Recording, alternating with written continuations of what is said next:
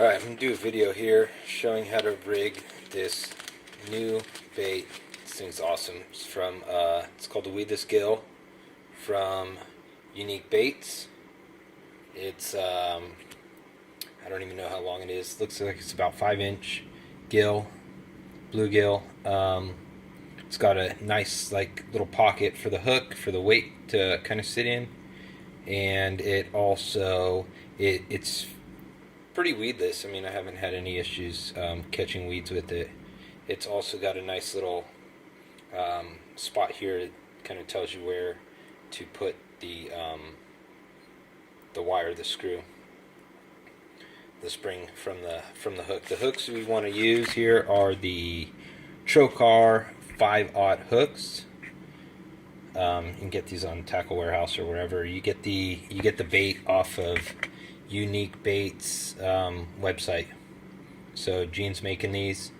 They're killer baits. Lots of fish being caught on them. If you haven't seen them, I'm using this kind of see-through version. So once it's rigged, you can kind of see where the hook lies. The first thing I do, and this is, to me, this is a key step, is you get one of the hooks and you take a pair of pliers and you bend this thing out.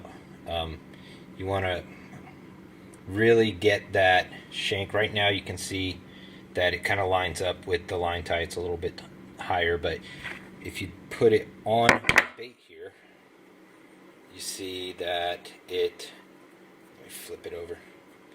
You see that it kind of sits, I'm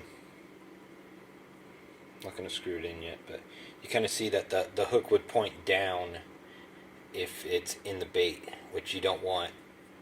What you want to go for is you want to get that hook, once it's rigged, you want that shank to actually lie as flush to the top as possible. That's what's going to keep it weedless for you. So take a pair of pliers and you got to hold on to the hook pretty tight, and then you just kind of crank on this thing and just try to stretch it, bend it out. So sometimes it takes a couple tries. It looks like that might have worked. You can see there's a pretty significant difference. Let me see if I can show you compared to the original hook here. So I might have overbent it a little bit, but it's easy enough to tweak. You don't want to go back and forth a bunch of times because you're going to weaken the hook. But you can see here, that's the original hook up top, and then this is the bent version. So I'm going to rig that, and then we'll see how it is. And even after it's in the bait, you got to be careful. You don't want to rip up the bait, but you can kind of tweak on it a little bit if you have to. Get my phone back in here. So now I have my bent out hook, and I don't know if this will show up very well, but if I put this in here now, you can kind of see, if that's in place, the difference on where how that hook's going to lie inside the bait. You can see right there, kind of, it's more flush across the top. So next step is you just take the wire and put it into the, I don't think my camera's focused, but whatever. You kind of put the wire into this little hot hole. If you get one of the baits, it's hard to see in this, but if you get one of the baits, it's really obvious.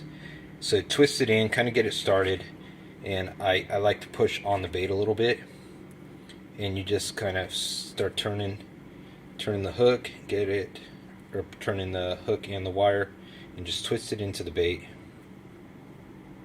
You don't gotta go all the way in, but I like to go just about where the line tie is just outside of the mouth here. So you can see the wire's just inside there if I hold it. So next, there's this there's a slot on the bottom. I don't know if you can see with the light how the light is, but there's a slot, and you can actually see in this clear version that there's a way, there's an area, like a pocket for this to go into. So you want to take the hook and you push it into that pocket, and then just push, there's like a little bit of a membrane, you just kind of push that back and get it lined up to the back of that pocket. from there, you just push into the bait, put your finger on the back, and you want that hook to kind of come to your finger right in front of the dorsal fin on this bait. So got it in there. You can see how it kind of comes out on the top. So this hook, I did like I thought. I kind of overbent it a little bit, so you can see, I don't know if you can see that, kind of sticks up a little bit. So what I'll do is I'll just push the hook up. You can see what that hook pocket does on the bottom. It makes it where this hook can really come out of the bait, and that way you get a much better hookup. You have a lot more hook for that to grab on to. Once you set that hook and you pull it, it pops out like this, and then it's easier to get a hookup. But keeping that hook flat, or even popped up a little bit, if you're not in thick grass, you can keep it popped up, and you might even get a better hookup ratio with it like this. But I'm going to show you, get it to the more of a weedless way. So this is where you got to be careful when you're going to start bending your hook, because you don't want to like tear the lip on this bait. So you just kind of take it and push. I push them together when I do it this way. So here, now you can see it's a lot more flush in the bait. If that's focusing for you, I don't know. But you can see it's a lot more flush.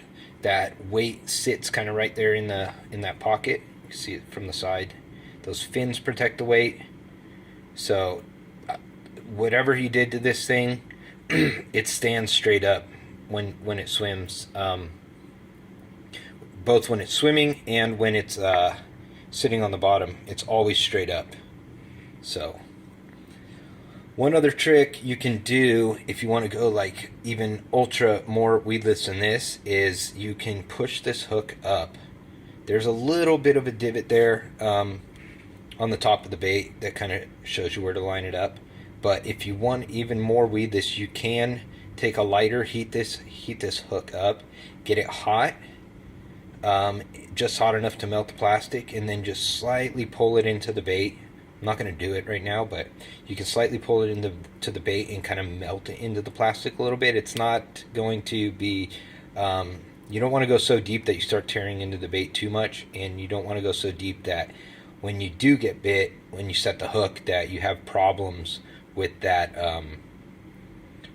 hook coming out. You just want to get it barely in there so that tip is just inside. But I mean, these Trokar hooks are made with where the top is kind of points down, so, and they're super sharp. So this is by far the best hook for this bait. It's built around this hook. So that's it. Ready to go. Pretty simple. And good luck.